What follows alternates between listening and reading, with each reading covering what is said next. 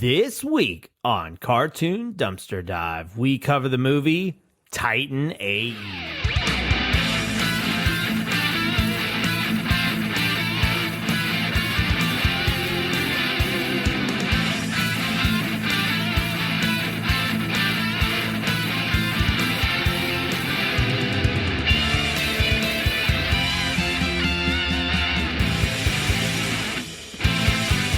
Joel.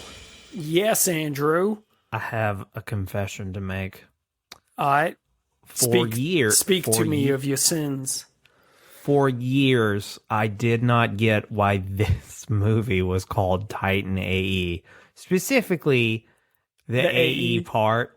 And I'm like, what the fuck does that mean? And then it literally dawned on me as I was watching the movie. I was like, oh, it stands for After Earth. Yep. I'm a fucking moron. Did you ever watch this movie as a kid? Yes, I hated it. Okay. Yep. I watched it too much. I watched this movie too much as a kid to the point when I turned 18 and started getting tattoos. I thought it would be really cool. No, dude, I swear to God, I was thinking to myself, if I ever got a hand tattoo, it'd be really cool to get that. God, you would have to explain that every single time. Nobody would oh, Titan A.E., right? Like, oh my God, yes. I found my people. What's that? And you'd have to explain the plot of Titan A.E. and then they what? Have a good one, man, and they just walk. I'm like, what the fuck is up with that guy? I would get into like 15 seconds into explaining it, and the people would be like, I'm good, man. There was a movie in 2000 starring Matt Damon about space and saving the human. I'm done. No. All right. Good talking to you. Nice tattoo. Just moving on. So, Joe, before we took our 2-week break, which if you're listening to this in the far, far future, we did take a 2-week break. Yep. So Joel could pass a test. But woohoo! And I did pass. He did pass it. We had been asking ourselves, why don't we see this kind of movie anymore? Why don't we see this artistic blend of 2D and 3D animation? And I think this is the movie that truly killed this trend, because it's bad. It's not good. I had such a hard time trying to watch this movie. The music sucks, by the way. I don't know who's on the soundtrack, but whenever they're just like, this is an emotional moment, and I'm like, why is this terrible song playing while we watch blonde Matt Damon fly in space? So the trailer or the theatrical trailer for Titan A.E. actually had Creed as the music for it, which I love Creed. I grew up with Creed. Yeah. They had the song, Can You Take Me Higher? I'm a big fan of With Arms Wide Open. Dude, I don't care who you are. You love at least one song of Creed. No, you do. No, Creed's not Nickelback. Like, no. I love Creed. But the fact that was on the trailer, but they never had it in the movie, never had it on the soundtrack, and they just had what I would say was like music that sounded like Creed, but wasn't Creed. Yeah, it's really close to Creed. It's like, well, we can't afford to make Creed do the entire soundtrack, so let's just get a bunch of bands that no one has ever heard of that sound like Creed. That's Creed adjacent at best. There you go. So, Joel, how did Titan A.E. get made? Ooh, Andrew. So, starting off, Titan A.E. released in theaters on June 16th, 2000. Turn of the century. here. Distributed by 20th Century Fox, RIP. RIP, man. So we need to go back in time a little bit, maybe about 4 years. Titan A.E., it blew my mind, and it kind of makes some sense, but Titan A.E. was originally supposed to be a live action film titled Planet Ice. I feel like this movie would actually probably do better from the live action remake treatment that a lot of these movies are doing. Like, I feel like this one would actually benefit a lot. I mean, would we get Drew Barrymore to come back and play an Asian? Only time will tell. Please, I want to see that. I want to see it. I want to see it so bad. So, what was originally supposed to be a live action film, in November of 1997, they decided that, you know what? We're not going to make this live action. This is going to be an animated feature. Spoiler alert, it was because it was going to cost too much money to make it a live action film. That makes sense. Yes. Anything in space cost a lot of money. So in 97, when they decided to make the change from live action to animated, the then president of Fox Films said that it would be too costly to make it as live action, and they wanted it to be animated to really distinguish this movie from other movies. Okay. They really thought that they had, I like to think in their mind, they thought they had the next Star Wars. I could definitely see it. Not the way this movie ends. They could have done more, like after the movie ended, because I mean, if you think, hey, spoiler, if you don't want to know how this 25-year-old movie ends, they could have, hey, we're building the new Earth. They could have done more with that, right? Could they do a Palpatine, like how they did in the sequel trilogy, where they literally go, somehow Palpatine has returned. They go, somehow it's Palpatine. Somehow the Dirge has returned. Yes, they would have done that. But so they changed it to an animated film. By September of 97, they brought on Ben Edlund to write the first screenplay draft.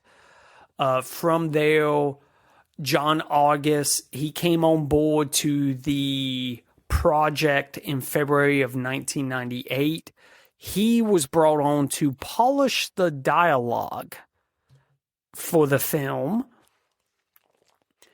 They then went to Blue Sky Visual Effects for the visual effects. Now, this ends up being actually split between 3 different animation studios. Okay. Because before they really started getting into this thing, let me take a step back. So it's 97. By 1998, in the summer of 1998, Fox decided that they can't really be behind this too much. So they go to Don Bluth and Gary Goldman to produce this. So this is actually considered to be a Don Bluth film. Yeah, you can tell by the character design. Oh, you can. The alien character design, that's Don Bluth, 110%. Now, we had talked about this before on a previous episode, but at this time, Don Bluth and his team has just finished Bartok the Magnificent. Oh, what are we doing here? The Jewish Russian, apparently. Jewish Russian of Bartok. So If you watch Anastasia, he does not sound that oi. yeah, no, it's only in Bartok the Magnificent. It was Play just it like, up what in that happened? Did he join the Jewish faith doing He may have converted to Judaism. I mean, they don't ever show Oy his vey. genitals to show his if he still had a bat foreskin or not. But I guess you'll just have to use your imagination. So Don Bluth and them, they all coming off the heels of that. They get Fox Animation Studio comes by and they're like, "Hey guys, we need you to take over this, finish this project for us." We saw the magnificent work you did with Bartok the Magnificent, and we thought, you know what? Let's give you a $90 million movie. Now, it is said that this project had a budget of $55 million. When this thing was handed off to Don Bluth and his team, they had already spent $30 million of the budget. Jesus. And this is because of budget constraints, they started going to these other animation studios to help with the the animation of it. They went to a company called POVDE to help with it. They went to Reality Check Studios, and then Don Bluth and his studio handled the rest. Okay, that's pretty much it for the creation. I couldn't find too much about like, hey, where did this idea come from? But I did find an idea. I have a it's Treasure Planet. It really is. That's it. It's a young boy grows up without his dad, and he finds a map that leads them to insert either the Titan or Treasure Planet. That's the only difference is Treasure Planet is good, and this movie is not. No. Now, it was known that at this time, Fox Studios Animation, they are struggling at this point, to the point where layoffs within the animation studio is, hanging over their head. And they end up laying off a lot of Fox Animation Studio people, which kind of impacted this movie a little bit. The last tidbit of information on this, they bring in Josh Whedon to finish up the screenplay and the script in this thing.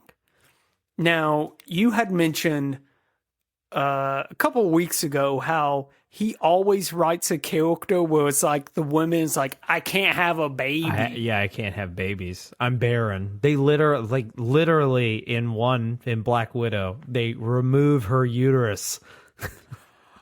I did not rewatch this thing because I think I watched it like a year ago. Mm-hmm.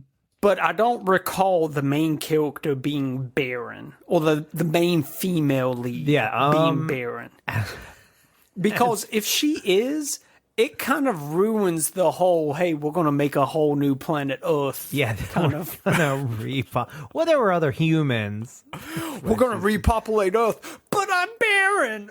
Oh my God, that would have been... I don't know if hysterical is the right word. But that would have been the second movie. You're right. That would have Titan 2. It'd be Titan A.E for New Earth. And then it's him building a harem of women to just repopulate the to earth. just straight it. Wow, they really made this into a hentai, huh? Don Bluth, he did say that because they wanted something a little bit more edgy, like they really went out of their way with this movie to not be Disney. Oh yeah, no, there's like liquor. There's one part at the end, like at the very, very end of this movie, I was like, whoa. They had a lot of people talking about, hey, this is like anime. A lot of people was talking about, since it is edgy, it's not Disney at this time, a lot of people are comparing it to anime. Don Bluth and them purposely said that we was never influenced by anime, but they did acknowledge that, yeah, there's some strong comparisons here, but they was not influenced by anime whatsoever. I believe him because I don't see other than the fact that it's like a little mature, but they make children's animes. I believe that too. Now, if we would have gotten the second one where there was that harem that he builds, then I would have been like, yeah. I'm like, that's anime 100%. Don Bluth, Don what are you Bluth talking been going about? to them sites. But that's it, Andrew. Hit us with the voice cast, because it kind of is a star-studded. Yeah. It's a star-studded cast for sure. So, And I think that's where the $30 million went. oh yeah, yeah. So the cast for Titan A.E. is Matt Damon is Kale, Drew Barrymore is Akima, Nathan Lane is Preed, Ron Perlman is Sam Tucker, John Leguizamo is Goon. That name didn't age well. And Janine Garofalo is Stith. Yeah. And There's so many, like, there's big more than people just on yeah. this. We're just going to keep it to that one. So for their other works, we have Matt Damon is Will in Good Will Hunting. Going to softball a lot of these. Damon. It's not your fault. Drew Barrymore is she has a show called the Drew Barrymore Show. She's a talk show host. Is it not good? I mean, she doesn't abuse. She doesn't abuse people like Ellen DeGeneres. Allegedly, she played in Wedding Singer. If you don't know who Drew Barrymore and is, she was in 51st Dates and E.T. I mean, come on, you know who Drew Barrymore is. Nathan Lane is Dominic Dune in the TV series Monster. He's in everything. Ron Perlman is the Lich in Adventure Time. He's also Sons of Hellboy. Anarchy. Yeah, Sons of Anarchy. John Leguizamo is the clown. He's Violator in Spawn. I don't think they ever call him Violator in Spawn. That's probably one of his best roles in my eyes. He does. You mean like the voice, or like No, he's in the suit. Like the live action? Yeah, live action Spawn from like the 90s. Yes. You're blowing my mind. I did not realize that was that dude. That's him. That's him. Holy crap. He does so great. He has my best.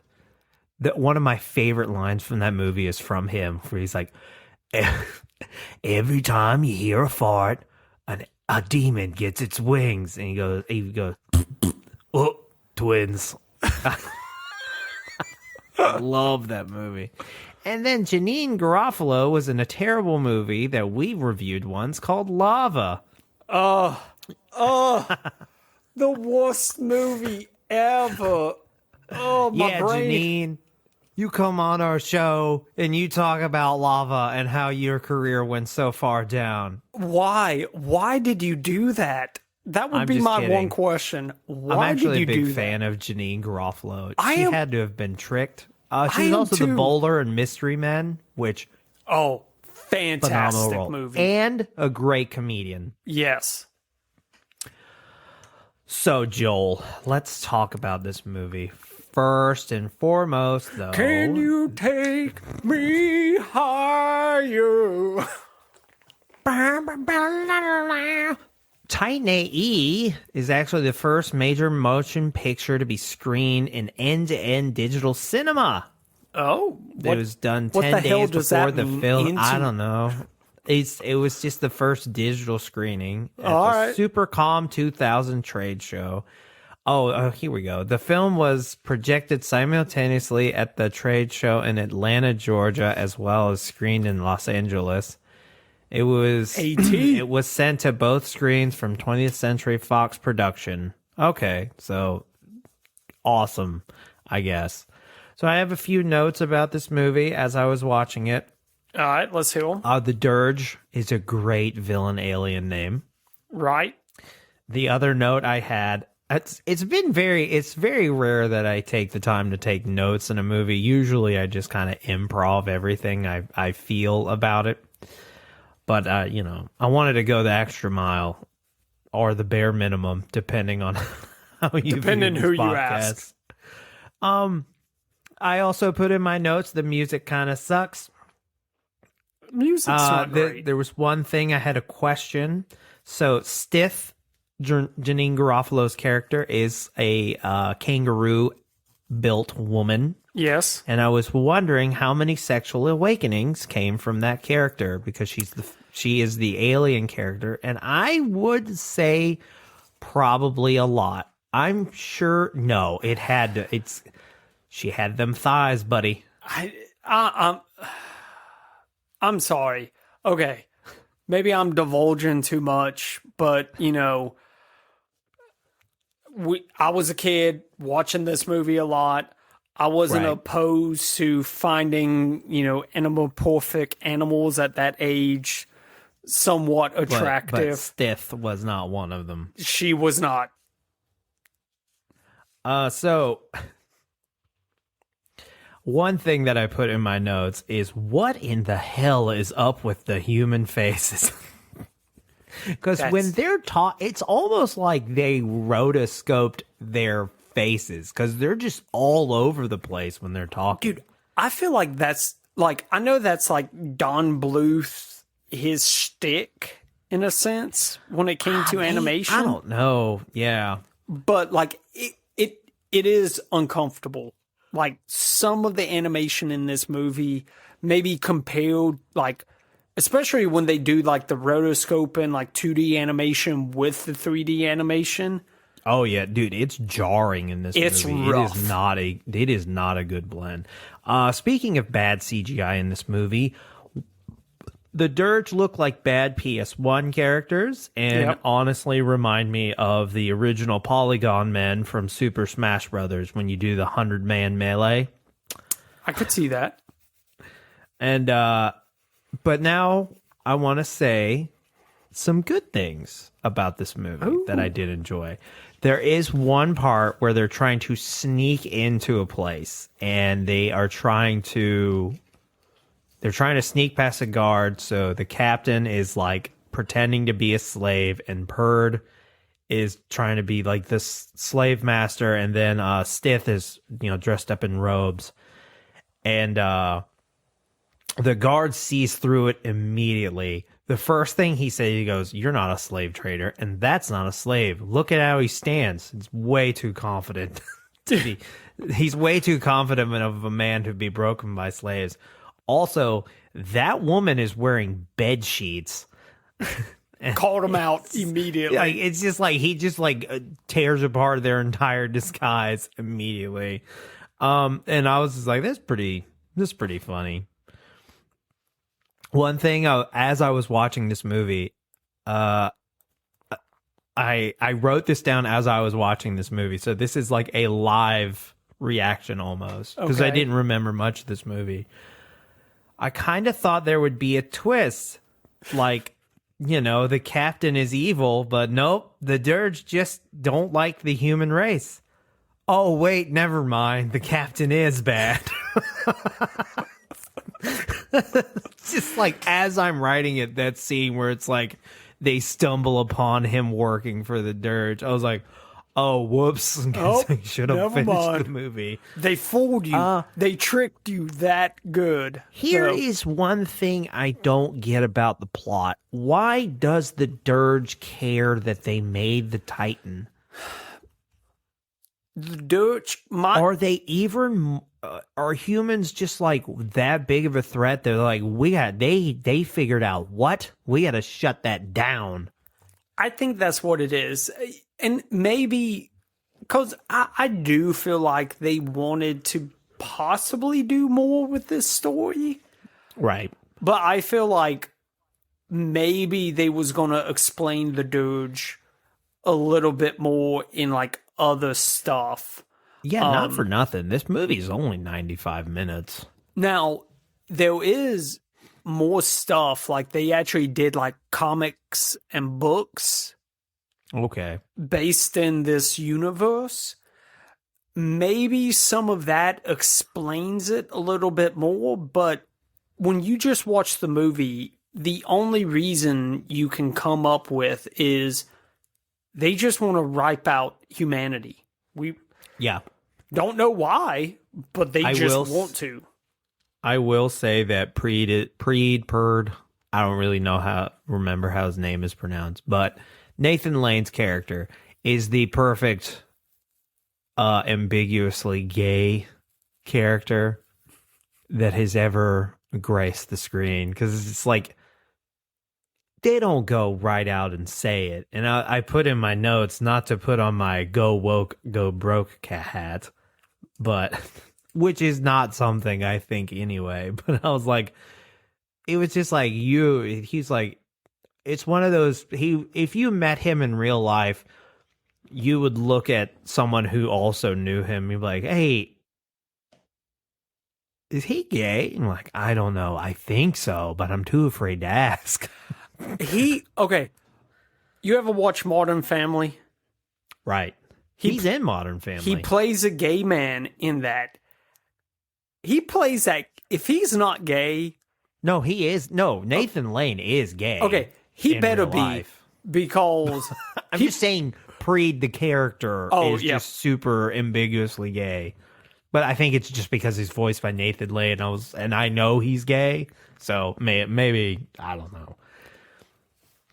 That was really all my notes about it. I mean, the whole plot of the movie is that Kale is mad at his dad for dying, which feels kind of.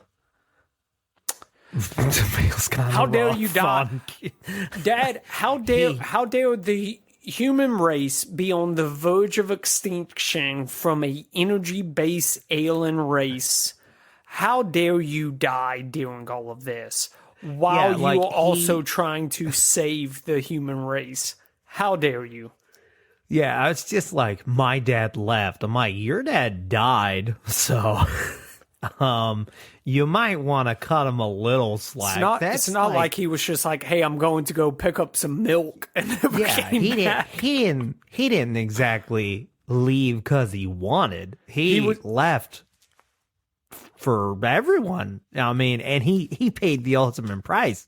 And he's just like, there's like one point where he's like, I'll be a lot like my father and leave. I'm like, well, your dad was murdered by blue energy aliens. Is that what you mean by leave? You're just gonna go get murdered? Leave? Yeah, you're gonna get murdered, walk down crime alley.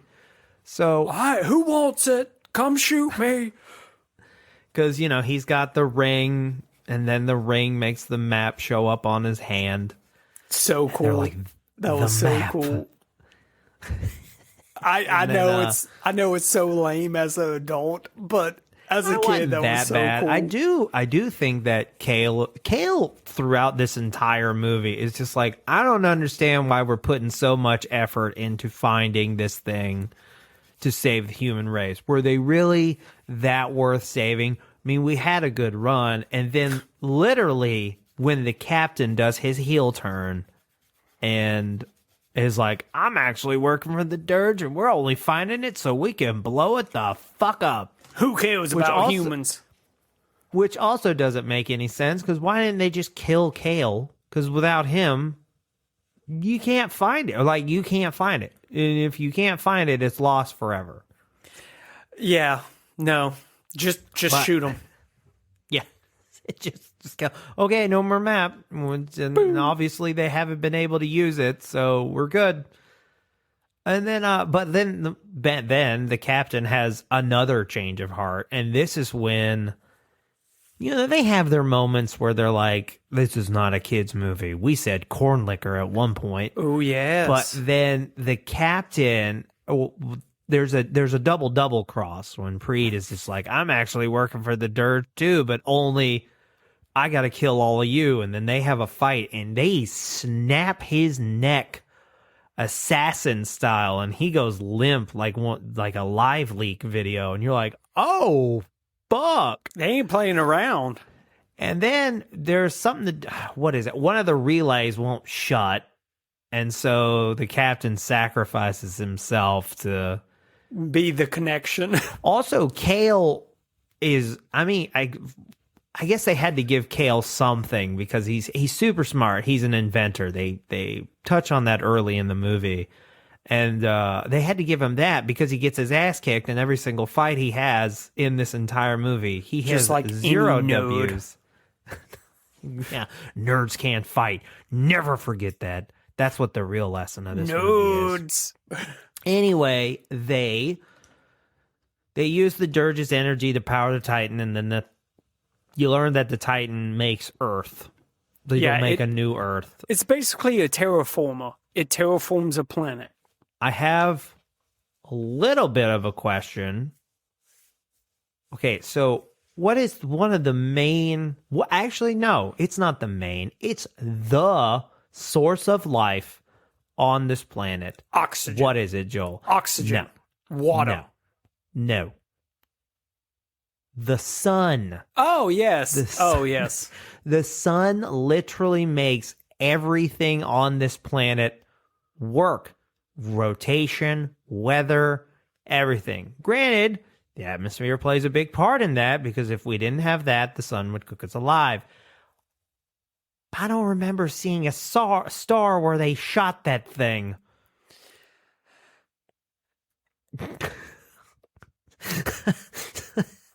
In fact, they shoot it in the ice crystal, which means it's probably cold because there's frozen chunks everywhere.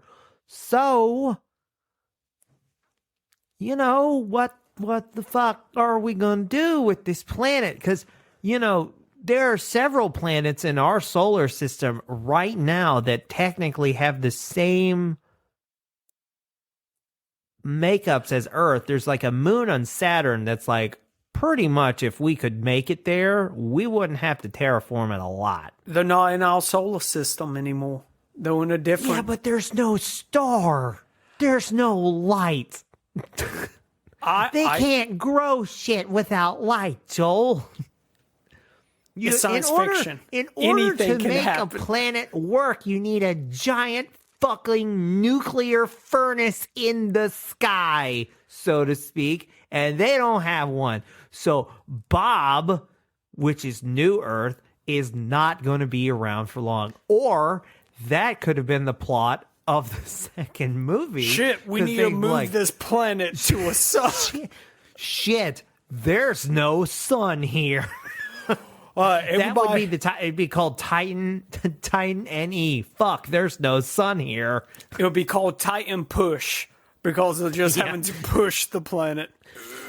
Everybody get to one side. Yeah. Yeah, they'd have to do something. I also wondered if also why were there already land masses? Shouldn't have been a Pangea? And then the tectonic plates would have moved into their corrected position. See, I would always guess if you're going to terraform a planet, you're not messing with like the foundation of the planet, like the ground of the planet. It's more... Well, they're not terraforming the planet. They made a new one. True. They so shouldn't have... It should have been... It's a carbon copy of Earth from day one.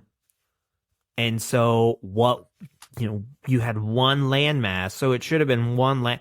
I'm doing it again. I'm driving myself crazy. They was going by the Bible. and the history of the Where Bible. America already existed for 4,000 years and not a second more. Yep. It was actually the Mormon Bible they was going by. Oh, man. Hey, he was going to have to get 5 or 6 other wives. That's what the second movie was going to be about. The whole second movie, pushing the planet and getting more wives. Yeah, I gotta get more wives. Because we gotta Akima was like, repopulate. hey, by the way, I'm barren because this was made by Joss Whedon. But Joel, okay, say what you will about him, he writes some pretty good stories. no, I'm not saying he's a bad writer. No. He's a bad person, but he's not a bad writer. The story of Titan A.E. It's a really cool story. It's got a great concept with just a really bad execution. Bingo. I believe. That's it. And it showed in the box office because this movie's budget is actually projected to be, because as you said, they spent like 36. So they project that kind of estimate that this movie's actual budget is between 75 and $90 million. Having a box office of $36.8 million. So it was very much a flop. Would you like to hear the movies that it lost to? Yes, I would love to, Andrew. Ranking in 5th place behind Shaft, Gone in 60 Seconds, Big Mama's House, and Mission Impossible 2. None of those movies are blockbusters. I think Mission Impossible took the number 1 slot for that week. Mission Impossible 2? Yeah. That was a trash movie. I've actually never seen them. So It's trash. I have seen Big Mama's House. I've The only seen- thing better than Big Mama's House is Carl Patanawanalewski's description of Big Mama's House. What was his description of it? We don't remember in the Larry David hair program. Not What? Larry David. It's the episode where he gets to see the other dimension where he had hair, Yeah. and then like it doesn't actually show him describing it, but he's just like it's that guy, it's the other agent from Big Mama. It's not Larry David, it's Larry Byrne or something like that. Okay. But he's describing Big Mama to him, and it's like daytime when he starts, and by the time Carl is describing the movie, it's nighttime. He's like, yeah, they're like, you're not Martin. You're Big Mama.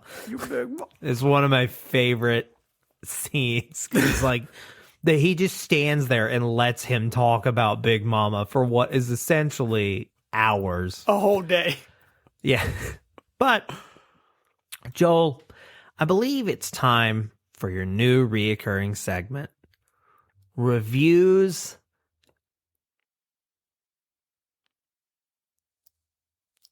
that are GR and reviews that are BR. So good review and bad review. I'll give it to you. Because this movie What the hell else am I supposed to do? I took a 2-week break. I'm out of practice of doing this ridiculous thing that I've decided to do for the entirety of this fucking podcast. You put this on yourself, Andrew. I really do. I only have myself to blame. So this is a 1 out of 10 titled Bad in Every Way. Standard characters, meaning the kind of characters that have been used for a very long time, but never in good films. The soundtrack is okay. There was, of course, plenty of sound in space and pretty much a complete absence of anything resembling science. Ladies and gentlemen, hydrogen is not explosive. The plot is bad. The dialogue is bad. The animation is bad. Reminds me of the 1960s TV cartoon Johnny Quest. No, I suppose the animation really is more like heavy metal from the 80s.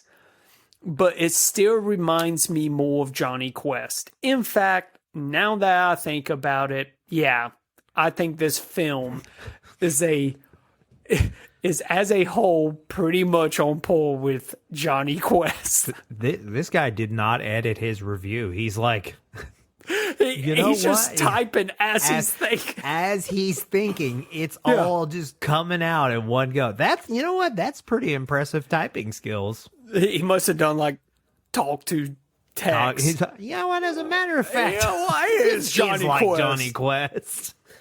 So this is the 10 out of 10 titled Unique and Exciting Animated Science Fiction Movie. Titan A.E. is an epic tale about survival of the human species against an enemy foe. With a star-studded cast of actors, this movie delivers excitement, bizarre alien scenes, and aliens. I've watched this movie many times, and it's a part of my DVD library. I feel like aliens and alien scenes is redundant. They're the same thing. Do you really have to point that out? It had alien scenes and aliens. And I feel, that's a weird way to put that. Yeah. Call me a critic. Well, Joel, I believe that wraps up Titan A.E. and us covering 2D CGI blend movies for a while. I think we'll try to pick a series for next week. Yeah, I don't know what it'll be. Maybe it'll be Inspector Gadget again. No, it won't. We're never doing that again. Well, you get out of here with that, Andrew. But if you would like to support the show, you can go to patreon.com/cartoondd. God, my voice is cracking all over the place. Rusty. There we have a $5 tier. It gets you access to extended audio episodes, bonus episodes, access to the Discord, pins and stickers mailed directly to your door. We have a Twitter and a Blue Sky. I'm not on Blue Sky that much, so it might have got deactivated. But if it's not, we got a Twitter, and they're both Cartoon DD. We are Cartoon Dumpster Dive on all other social media platforms. If you are listening to this on YouTube, please like and subscribe. If you're not, we always appreciate a pie. We always appreciate a pie. I'll take a pie. I'll take a pie. You can mail us a pie. Pumpkin. But if you don't want to mail us a pie, you can leave us a 5-star review on the podcasting platform of your choice, so we don't get our podcast blown up by aliens. Have a great rest of your week. See you.